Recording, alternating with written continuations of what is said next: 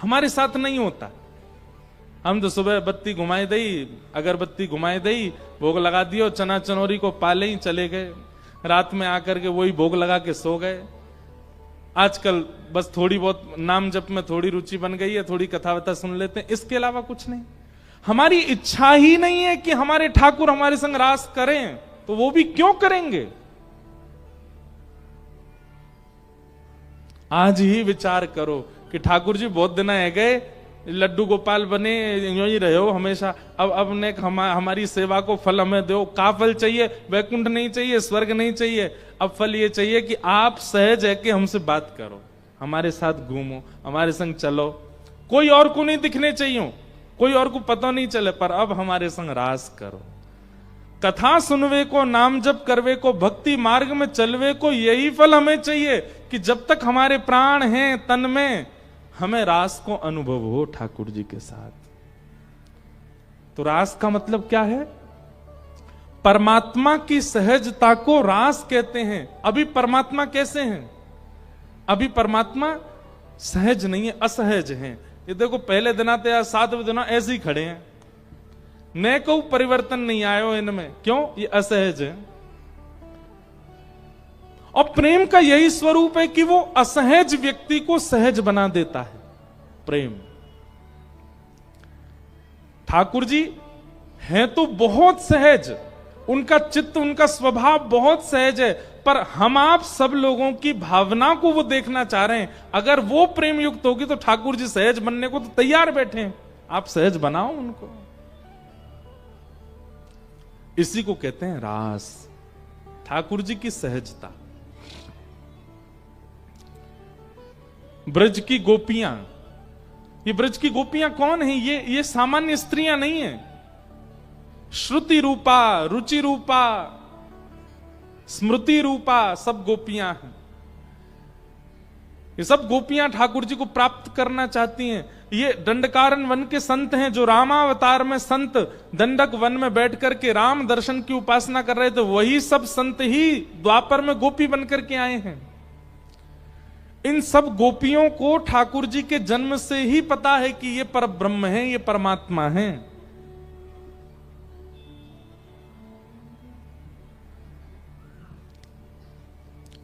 ज्यों ज्यों ठाकुर जी बड़े हो रहे हैं, त्यों त्यों गोपियों के मन में भाव आ रहा है कि नाथ अब कब अपने आप को हमें प्रदान करोगे, कब तक और प्रतीक्षा करनी पड़ेगी। एक दिन ठाकुर जी ने सब गोपियों को आश्वासन किया, देखो संसार ये जानता है कि मैं ब्रज को लाला हूं, तुम सब गोपी हो, पर मैं ये जानता हूं कि आप सब अनेक ऋषि हो जो अनेक वर्षों से मेरी प्रतीक्षा कर रहे हो, और मैं परमात्मा हूं। अब ये परमात्मा और जीवात्मा के मिलन का समय दूर नहीं है। आगामी शरद पूर्णिमा को हम आप सबके साथ रास विहार करेंगे। गोपियां प्रतीक्षा कर रही हैं शरद पूर्णिमा की। हमने एक कथा में बताया था ठाकुर जी ने शरद पूर्णिमा ही क्यों चुनी। सब लोग इधर देखो, बहुत सावधानी से सुनो।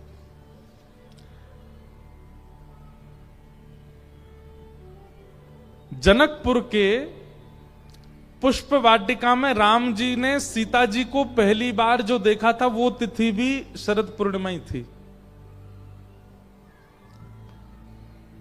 वो तिथि भी शरद पूर्णिमा ही थी।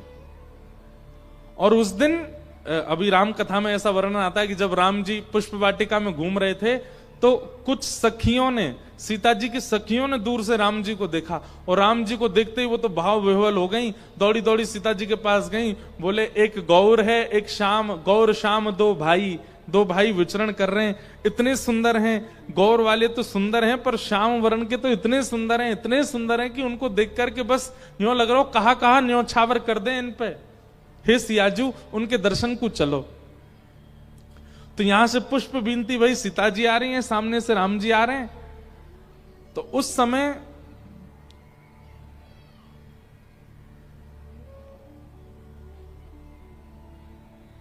सीता जी ने जैसे ही राम जी को देखा, राम जी ने सीता जी को देखा, दोनों ने एक दूसरे का वर्ण कर लिया।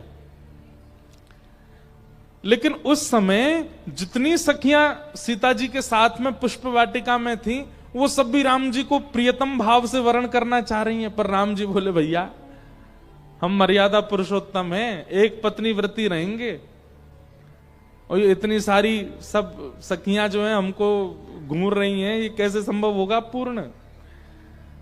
तो मानो इशारों इशारों में राम जी ने उन सखियों को भी आश्वासन दिया, अभी आप चिंता मत करिए, अभी तो हमको सीता जी का ही होने दीजिए, पर द्वापर में जब हम कृष्ण बन करके आएंगे तब आप सब ब्रज की गोपी बन के आओगे और आप सबके प्रति वही भाव जो एक प्रिया प्रियतम का होता है वैसा भाव हम प्रकट करेंगे। अच्छा, एक बात हम स्पष्ट करना चाहते हैं, रास बिहार की चर्चा सुनकर के आप संसारी काम भाव को यहां प्रवेश मत कराइएगा, नहीं तो बहुत बड़ा अपराध हो जाएगा। हमारे ठाकुर जी की लीला, हमारे ठाकुर जी का स्वरूप, हमारे किशोरी जी का स्वरूप, इनको देखने के बाद, भैया कौन के गोपाल जी हैं दोनों, इनको व्यवस्थित कर लो, इनको रास बिहारी है तो रेगो यहां पे, जय हो। वो तो भीतर ही आ गए, अब बाहर कैसे जाएंगे? अद्भुत है। क्या बता रहा था मैं? अरे मैया फंस गो।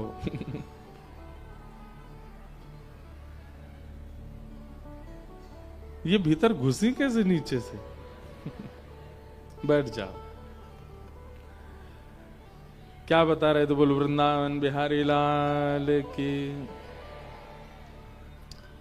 बच्चे भी कितने उद्यमी होते, बताओ, सिर वेर घुमा के घुसा दिया भीतर बैरिकेटिंग में, अब बाहर नहीं निकल पा रही थी।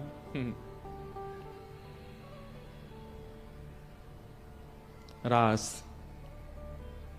श्रीमद् भागवत का सबसे सेंसिटिव प्रसंग है ये।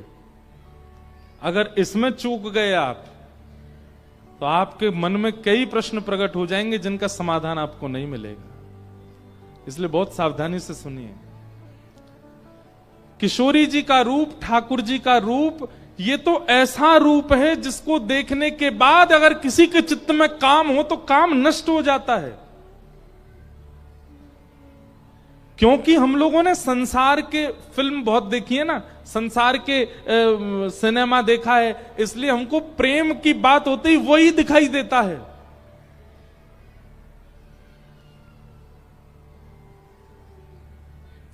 हमारे स्वामी श्री हरदास जी महाराज की परंपरा का एक बहुत सुंदर पद है, शायद स्वामी जी का ही पद है, ज्यों ज्यों देखूं तेरो मुख त्यों त्यों नयो नयो लागे। स्वामी जी कोई पद है ना। स्वामी श्री हरदास जी महाराज कह रहे हैं, ठाकुर जी किशोरी जी से कहते हैं, हे राधा रानी, मैं जब जब आपकी ओर देखता हूं तब तब आप नई नई लगती हो। संसार का प्रेम ऐसा नहीं होता। अपने बगल वाले को देखो आप लोग, वो जैसा दिख रहा है हर पलक झपकने पर वो पुराना सा होता चला जाएगा। ये संसार का स्वरूप है। पर किशोरी ठाकुर जी का प्रेम कैसा है, ठाकुर जी के प्रति प्रेम कैसा है? ज्यों ज्यों नेत्रों की पलकें झपकाओगे त्यों त्यों ठाकुर जी नए होते चले जाते हैं, त्यों त्यों और सुंदर दिखने लग जाते हैं। ये प्रेम है। तो ये समस्त दंडकारण्य वन के संत, जनकपुर की सब सखियां जो ठाकुर जी को देख करके मोहित हो गई थी, वही सब ब्रज की गोपी बन करके आए। और आज शरद पूर्णिमा का चंद्रमा जैसे उदित हुआ, ठाकुर जी की आयु अभी है 7.5 वर्ष। कितनी? 7.5 वर्ष। 7.5 वर्ष के बालक को देखो कितना बड़ा सा होता है। उनके प्रति 40 वर्ष की, 80 वर्ष की, 150 वर्ष की गोपियां प्रियतम मानती हैं 7.5 वर्ष के लाला को। उनको ऐसे देखती हैं ये हमारे प्रियतम। ये कैसे संभव हो सकता है? ये काम होगा तो संभव नहीं है। काम में तो आयु प्रधान होती है। प्रेम में ये स्वच्छंद प्रेम है, जहां छोटे से श्री कृष्ण में प्रियतम दिखाई दे रहे हैं, क्योंकि ये जानती हैं गोपियां की सामान्य नहीं है। गोपियां गोपी गीत में कहती हैं, न खलु गोपिका नंदनो भवान अखिल देहना अंतरात्म दृक्। हे नाथ, आप केवल यशोदा के लाला नहीं हो, आप केवल नंद जी के लाला नहीं हो, अखिल देही नाम अंतरात्म दृक, अखिल ब्रह्मांड के जितने भी मानव हैं सबके चित्त में रहने वाले साक्षात परमात्मा हो। विखन सार्थितो विश्व मुक्तये, ब्रह्मा की स्तुति से आप विश्व का कल्याण करने आए हो, हम जानती हैं इस बात को। ये गोपियां सामान्य नहीं है, सब जानती हैं कि ये परमात्मा है।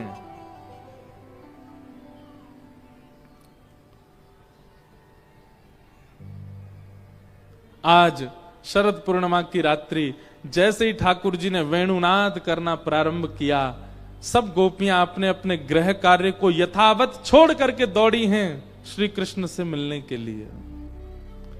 बंधु एक बात बहुत ध्यान से सुनिएगा, ठाकुर जी का स्वभाव है वो एक ही बार पुकारते हैं, और वो किसी भी रूप में पुकार सकते हैं। या तो स्वप्न में ऐसा कुछ दिखने लग जाएगा, वृंदावन का दर्शन, यमुना जी का दर्शन, सघन वन का दर्शन, गोपियों का दर्शन, वृंदावन के ब्रजवासियों का दर्शन, तो समझ जाइए ठाकुर जी पुकार रहे हैं। हमने 3 संकेत बताए हैं, अगर 3 संकेत आपको मिल रहे हैं तो आपको तुरंत वृंदावन जाना है। सबसे पहला संकेत, स्वप्न में ब्रज का दर्शन या ब्रज से संबंधी किसी भी भाव का दर्शन स्वप्न में हो रहा है तो समझो वृंदावन बुला रहा है। दूसरी बात, आपके नगर में, आपके शहर में, आपके समीप में, आपकी कॉलोनी में किसी ब्रजवासी का आगमन, ये दूसरा संकेत है कि ठाकुर जी बुला रहे हैं। और तीसरा संकेत, ब्रज में किसी भी ठाकुर का या ब्रज के किसी ब्रजवासी के यहां से किसी प्रसाद का आपके घर पर आगमन। कोई वृंदावन गए हो, वहां से प्रसाद ले आए हो, बोलो महाराज हम वृंदावन से आए, आपके काज भोग लेके आए हैं। ये 3 संकेत यदि आपको हो गए हैं, उसी समय आप लोग वृंदावन चले जाइए, ठाकुर जी बुला रहे हैं, ठाकुर जी पुकार रहे हैं। और इन 3 संकेतन में भी नहीं गए, इन 3 संकेतों को भी आपने नजरअंदाज कर दिया, फिर दोबारा संकेत नहीं मिलेंगे। इसलिए 3 संकेत हैं। एक संकेत तो है ही गयो पूरा कि ब्रजवासी आ गए रांची। अब बाकी के 2 संकेत पता नहीं आपके पूरे हुए कि नहीं, स्वप्न वाले और ब्रज का प्रसाद। वैसे एक बात कहें, प्रसाद का मतलब वही नहीं जो जीभ से खाया जाता है, प्रसाद का मतलब वो भी होता है जो यहां से सुना जाता है। तो ये कथा भी प्रसाद है। आप सब लोग ब्रज के भाव श्रवण कर रहे हो और श्रवण करके, अच्छा प्रसाद क्या, जो जिह्वा पे जाके अंदर जाकर के तृप्ति का अनुभव कराए वो प्रसाद। कानों से कथा सुनकर के भी तो आप तृप्त हो रहे हो, तो यह भी एक प्रसाद है। तो ब्रजवासी आ गए हो, कथा सुना गए हो। अब तीसरी बात है स्वप्न में, ये तो आपको आपकी शुद्धता होगी चित्त की तो ही होगा, स्वप्न में ब्रज दिख जाए। उसके बाद बिल्कुल विचार मत कीजिएगा, चाहे आपके लाखों का काम रुका पड़ा हो, छोड़ के भागो वृंदावन। एक बार तो राधारमण जी को देख के आओ, क्योंकि ठाकुर जी बुला रहे हैं, ठाकुर जी बुला रहे हैं। जैसे ही गोपियों ने सुना कि ठाकुर जी की वेणुनाद हो रहा है, वेणुनाद कान में जाकर के शब्द प्रकट करने लगा, चल गोपी जल्दी, कन्हैया तेरी बात निहार रहे हैं। यथावत उसी स्थिति में, जिस स्थिति में थी उसी में ही दौड़ी हैं। भागवत जी में वर्णन आता है, कोई गोपी अपना श्रृंगार कर रही थी, एक आंख में काजल लगाया, दूसरी में लगाना चाह रही है, इतने में वेणुनाद आया तो एक में ही लगा के भागी, दूसरी में लगाया ही नहीं। कोई गोपी अपने केश काट रही थी और ठाकुर जी की वेणु का नाद आया तो केश में कंगा लगा भया है, वैसे ही दौड़ी है। कोई गोपी सीरा बना रही थी और तभी कानों में ध्वनि आई तो हाथ में चम्मच लिए ही, कलची लिए ही भागी है ठाकुर जी के पास, यूं भी नहीं कि उसको धर दूं। कोई गोपी अपने पति को भोजन करा रही थी, पति देव ने कही रोटी लेके आओ, भीतर रोटी लेवे गई, इतनी में वेणु की ध्वनि, रोटी लेके ठाकुर जी के पास भगी है। ये भी विचार नहीं कि वाकु दे जाऊं। इसका मतलब क्या है, ये गोपियां कितने समय से प्रतीक्षा में थी कि ठाकुर जी की पुकार के बाद इतना भी इन पर समय नहीं है कि हम व्यवस्थित होकर के फिर जाएं।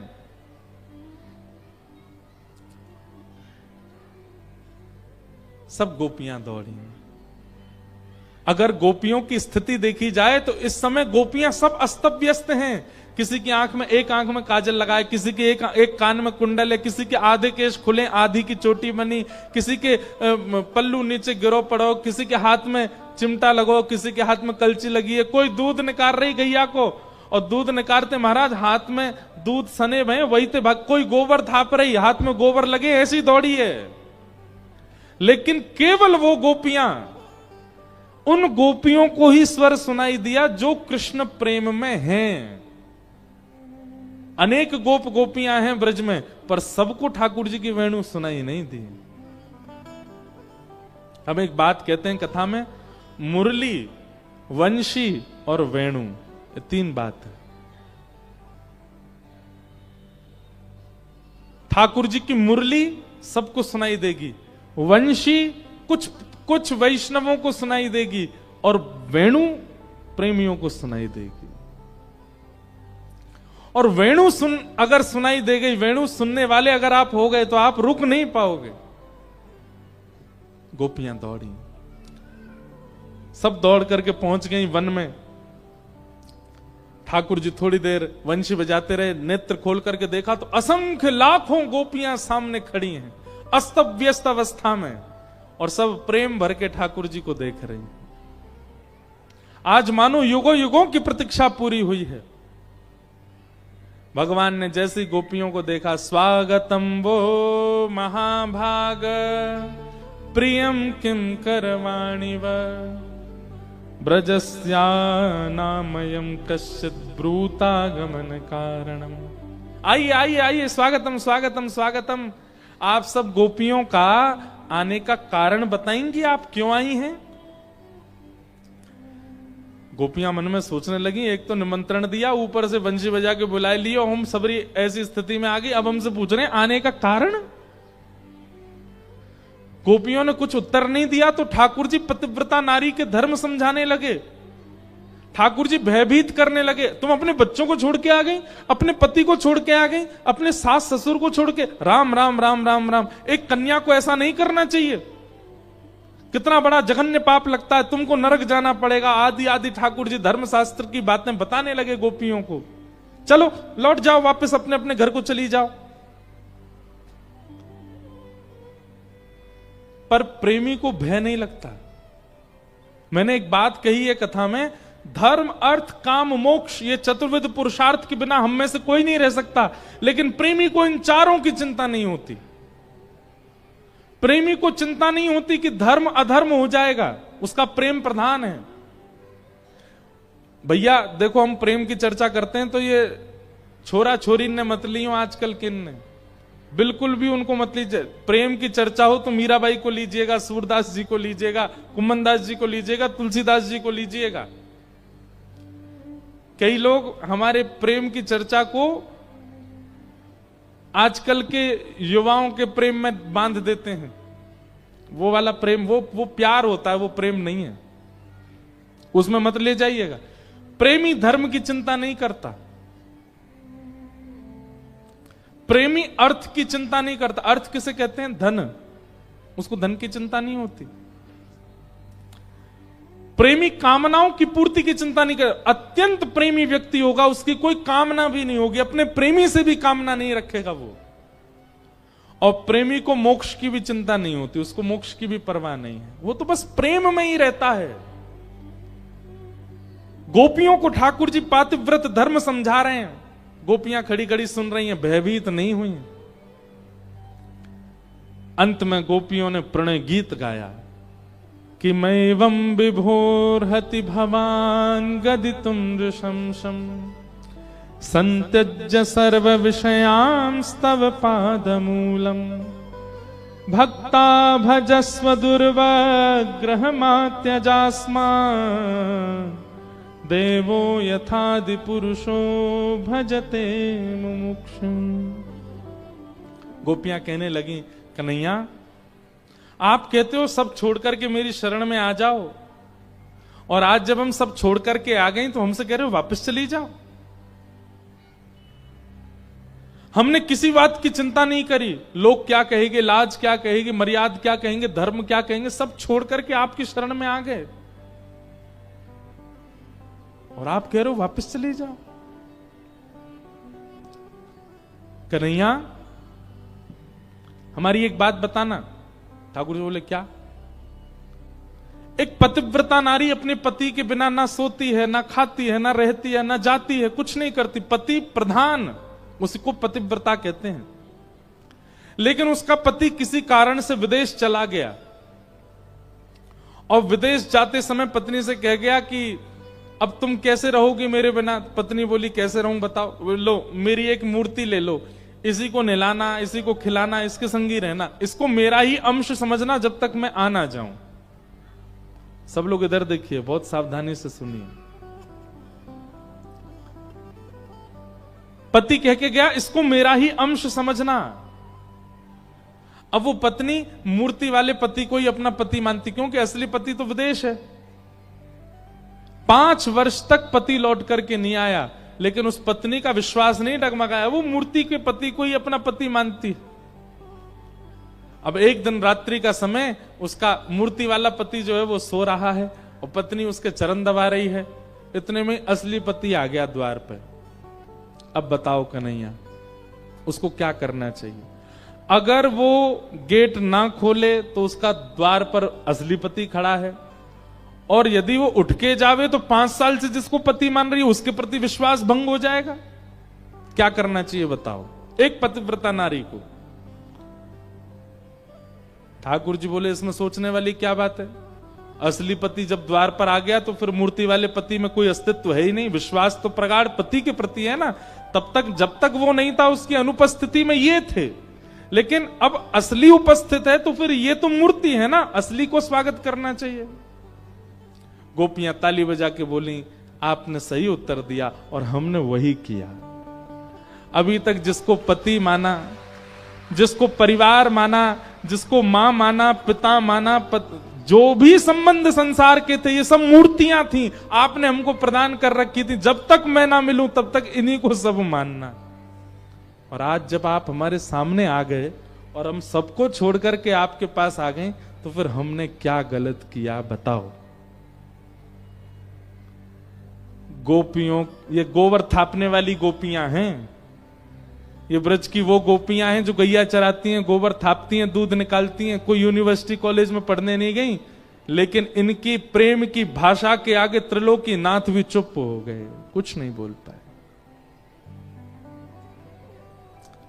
और इसके बाद गोपियां कहती हैं कन्हैया चित्तम सुखेन भवता पहितम ग्रहेषु यन्निर्विशस्य तु करावपि ग्रह्य कृत्ये पादौ पदम न चलतस्तव पादमूलम यामः कथम ब्रजमथो करवाम किंबा। कन्हैया हम चली जा रही हैं, आपको हम अगर पीड़ा दे रही हैं तो हम चली जा रही हैं, हमारी एक वस्तु आपके पास है वो हमको वापस कर दो। ठाकुर जी बोले मेरे पास क्या है? बोले हमारा मन आपके पास है। हम रहती घर में पर मन आप में रहता है। भोजन बनाती है मन आप में रहता है, बच्चों को खिलाती है मन आप में रहता है, क्योंकि मन आपके पास ही है। वो मन हमको वापस कर दीजिए। आप अपने अंदर से हमारे मन में आप बैठ के वहां से निकल जाइए। हमारा मन वापस कर दीजिए, हम चली जाएंगे, फिर कभी लौट करके नहीं आएंगी।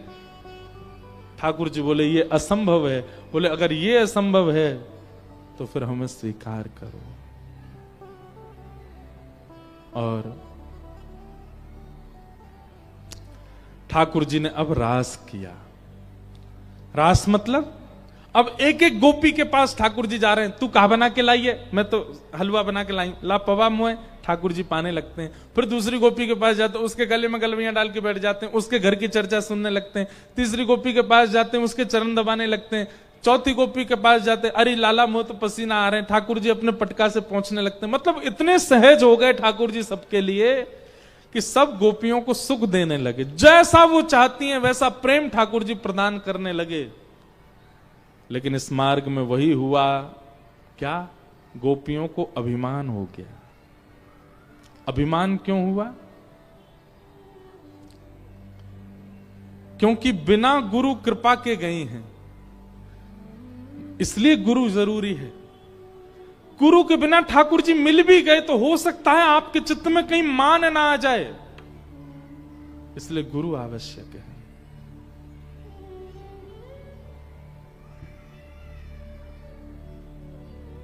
ठाकुर जी अंतर ध्यान हो गए। मान अगर आ गया आपके चित्त में, मैं एक बात कहता हूं बंधुओं, हमारे ठाकुर जी, हमारे गिरधरलाल ऐसे ही क्यों रहते हैं, राधारमण जी ऐसे ही क्यों रहते हैं, राधा वल्लभ जी ऐसे ही क्यों रहते हैं, वो कभी अपने हाथ सीधे क्यों ना करें, वो बैठे काई कुनाए, वो लेटे काई कुनाए, वो बोले काई कुनाए? क्योंकि उनको हमारे मान की चिंता है। कहीं हमारे ठाकुर जी अगर अपने वास्तविक रूप से निकल करके बोलने चालने लग गए तो हमको मान हो जाएगा कि ओहो देखा मेरी भक्ति से, देखो ठाकुर जी बोलने लग गए, ठाकुर जी चलने लग गए। इसलिए ठाकुर जी स्थिर रहते हैं, और या फिर ठाकुर जी की स्थिरता ये बताती है कि अभी तुम मान रहित हुए नहीं हो, इसलिए तुमको स्थिर दिख रहे हैं ठाकुर जी। मान ठाकुर जी को प्रिय नहीं।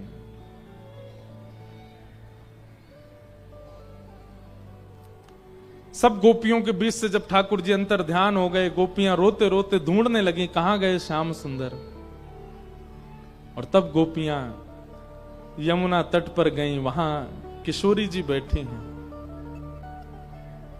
हे सुन राधिका दुलारी, तेरे द्वारका भिखारी हूं मैं, शाम का पुजारी,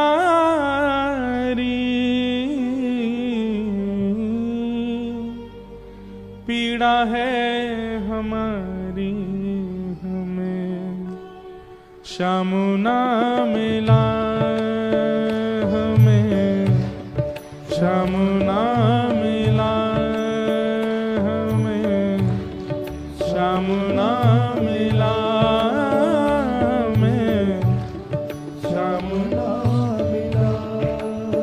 हे सुन राधिका दुलारी, सुन राधिका दुलारी, तेरे द्वार का भिखारी, तेरे द्वार का भिखारी, तेरे शाम का पुजारी, एक पीड़ा है हमारी हमें श्याम ना मिला, हमें श्याम ना मिला, हमें श्याम ना मिला, हमें श्याम ना मिला।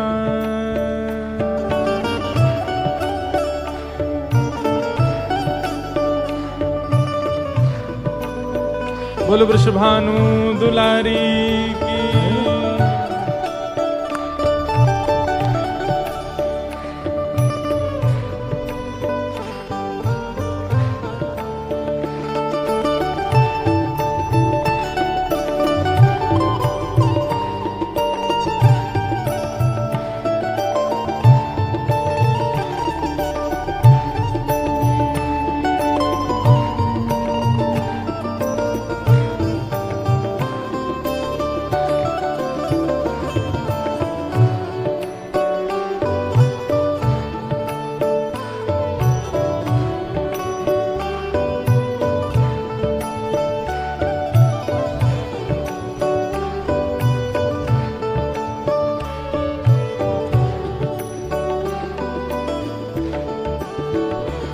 हम सोचते थे कान्हा कहीं कुंजल में होगा,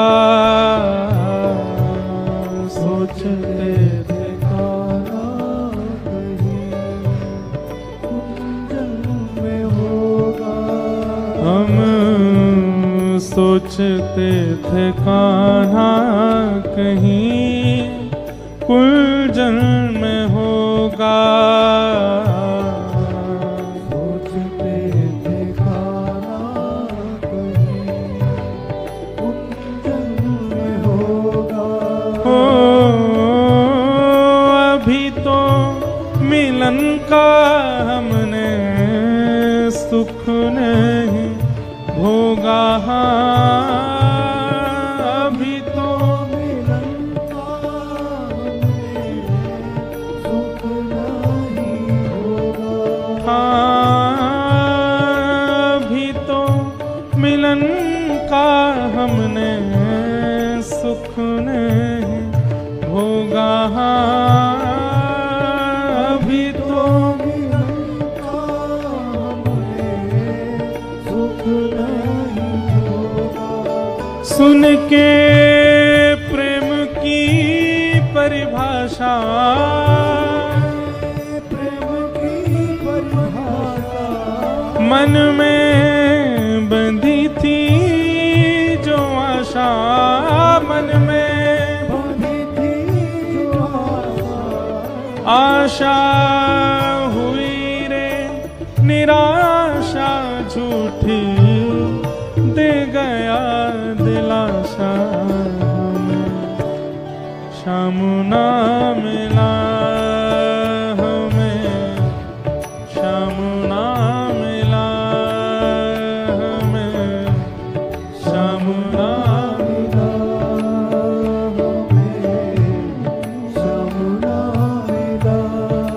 हे सुन राधिका दुलारी, सुन राधिका दुलारी, तेरे द्वार का भिखारी, तेरे द्वार का भिखारी, तेरे श्याम का पुजारी, एक पीड़ा है हमारी, हमें श्याम ना मिला, हमें श्याम ना मिला, हमें श्याम ना मिला, हमें श्याम ना मिला।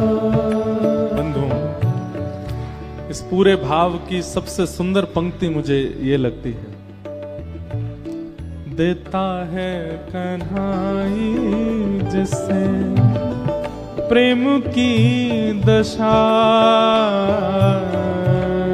देता है कन्हाई जिसे प्रेम की दशा,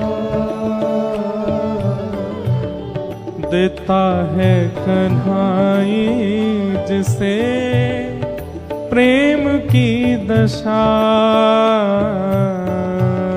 देता है कन्हाई जिसे प्रेम की दशा। हो सब विधि उसकी लेता है परीक्षा, हो सब विधि उसकी लेता है परीक्षा, जो मैं सा जानती प्रीत किए दुख हो, जो मैं सा जानती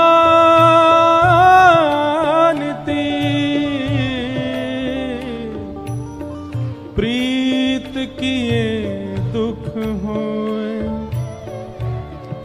नगर ढंढोरा पीटती प्रीत न करियो को। मीराबाई, सक्कूबाई या जो भी कृष्ण प्रेम में आ चुके हैं वो प्रवचन तो करते हैं कि आप भी कृष्ण प्रेमी बन जाओ, लेकिन कभी कभी कहते हैं सावधान रहना, पीड़ा बहुत मिलेगा। परीक्षाएं बहुत मिलेंगी। आप यदि प्रेम मार्गी नहीं हो, आप भक्ति मार्गी नहीं हो, आपका रास्ता बहुत सुगम होगा। लेकिन अगर आप प्रेम मार्गी हो तो आपके रास्ते में बहुत रुकावटें, बहुत संकट हो सकते हैं। पर यह भी याद रखिएगा, संकटों से प्राप्त करने वाली, मेहनतों से प्राप्त करने वाली वस्तु सुख भी उतना ही देती है। कृष्ण ऐसे नहीं मिलते, सहना बहुत पड़ता है। देता है कन्हाई जिसे प्रेम की दशा, देता है कन्हाई जिसे प्रेम की दशा। हो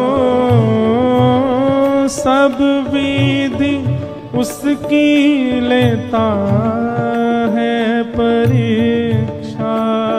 हो सब विधि उसकी लेता है परीक्षा।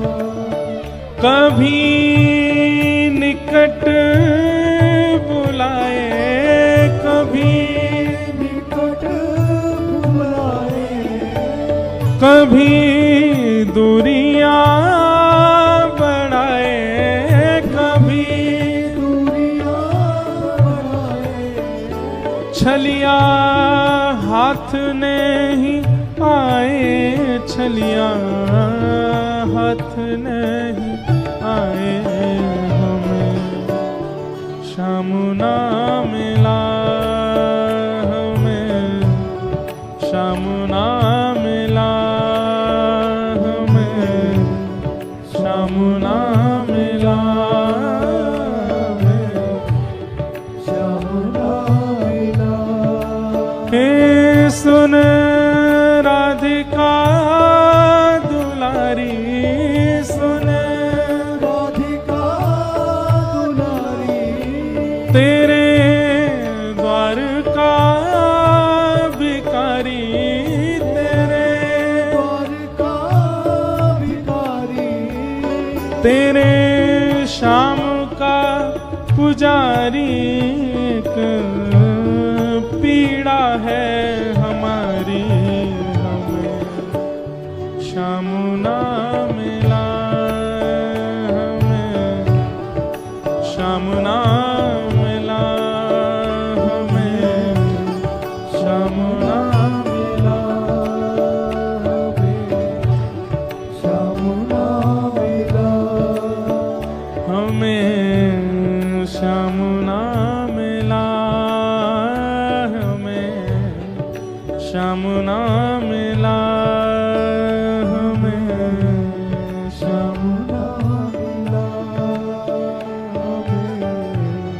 श्याम ना मिला, हमें श्याम ना मिला। हमें श्याम ना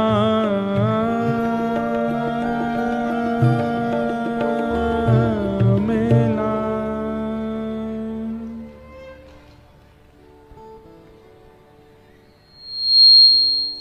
सब गोपियां किशोरी जी के चरणों में प्रणाम कर रही हैं। ये ठाकुर जी का जो अंतर ध्यान का प्रसंग और गोपियों के भाव का जो प्रसंग है ना, बहुत विस्तृत है, यहां हमने तो कुछ कहा ही नहीं है। गोपियों की स्थिति क्या हो गई कि वे जड़ से भी बातें करने लग गई, वृक्षों से पूछने लग गई, तुलसी से कहने लगी, अरे तू तो हमारी सौतन है, तेरे बगैर तो ना दूध पी में, ना पानी पी में, ना रोटी खा में, तू जब तक ना पड़े तब तक भोजन ना करें, तो पता होगी कहां चले गए, तू बता दे। मोर से पूछने लगे, तू तो उनके सिर पे विराजे, तू बता दे वो कहां चले गए। वृक्षों से पूछने लगे, तुम्हारी ओट में आके, आड़ में आकर के वंशी बजा में, तुम बता दो वो कहां चले गए।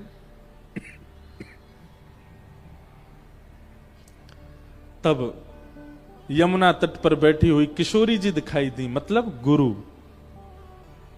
बंधुओं, किशोरी जी कौन हैं? अच्छा बताओ, ठाकुर जी के कौन से भाग में विराजती हैं गोपी, दाहिनी ओर की बाएं ओर? बाएं ओर।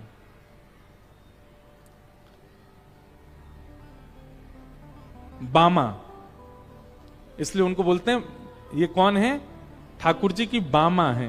वाम अंग में जो विराजे, पत्नी जो होती है वो वाम में ही बैठती है, बाएं ओर ही बैठती है। अच्छा एक बात बोले, बुरा नहीं मानिएगा आप लोग, विशेष रूप से माताएं, बुरा नहीं मानना।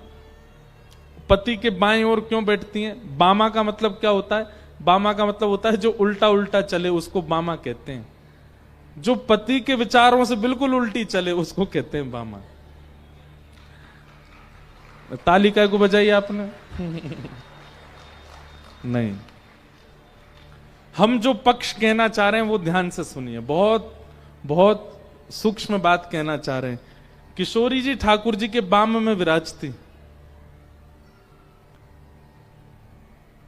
वास्तव में वो बामा नहीं है, वो ठाकुर जी से उल्टी नहीं चलती हैं।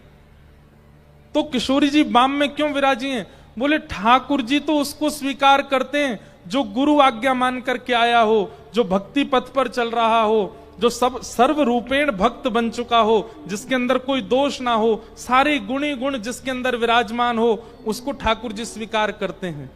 जिसमें तनिक भी अवगुण होता है, जो संसारी है, जो एक प्रकार से गुरु विहीन है, जानता नहीं सेवा किसे कहते हैं, पूजा किसे कहते हैं, जो पूर्ण रूपेण बामा है, मतलब उल्टा है, वो अगर किशोरी जी उस पर दृष्टि डाल लें तो उसको पकड़ करके जो कृष्ण को प्रदान करें। इसलिए ठाकुर जी की बाम में बैठी हैं किशोरी जी।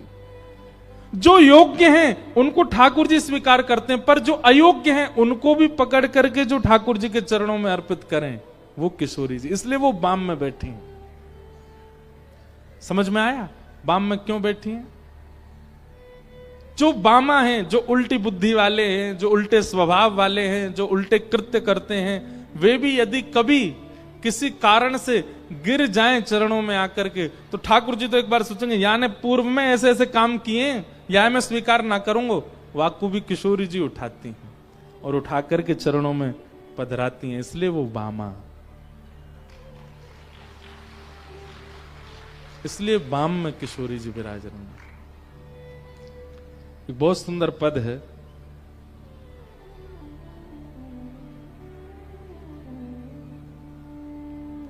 किशोरी मेरी करुणा की भंडार। गाइए, किशोरी मेरे करुणा की